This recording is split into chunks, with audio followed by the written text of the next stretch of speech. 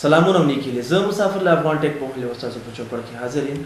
راځي نه په دې خبرې وکړو چې فیسبوک کې پوک سمانه لري او څه لپاره خلک استعمالوي. ویډیو شروع کول نه ولې کې ها ملګری کوم چې چینل ته نوی راغلي دي اول د زموږ د فیسبوک صفحه لایک کړئ، پس لایک کړئ، د یوټیوب چینل سبسکرایب کړئ. پوک څه ته ویل کېږي؟ پوک دې لپاره استعمالي کې فیسبوک کې بعضې وخت کې ځینې ملګري تاسو ته ځوابونه درکوي، نو هغې لپاره چې کله موږ هغې ته پوک وکړو نو دې مطلب دا دی چې هغې ته خپل یو اټینشن ځان ته حاصلول، یعنې هغې توجه ځان ته کولو لپاره تاسو هغې ته پوک کوئ.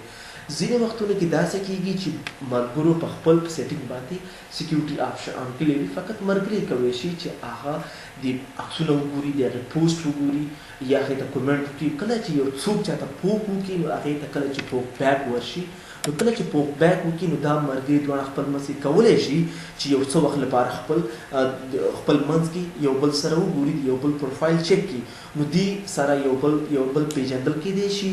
نو کله چې یو بل پیژندل کېدی شي تاسو کولی شئ چې په یو بل سره فیسبوک کې ملګرتیا وکړئ. نو دا د فیسبوک ډېر ښه آپشن دی، نو دې څخه تاسو استفاده وکړئ او دا استعمال کړئ. راځئ چې چلې زه څنګه کولی شم چاته پوک کړو.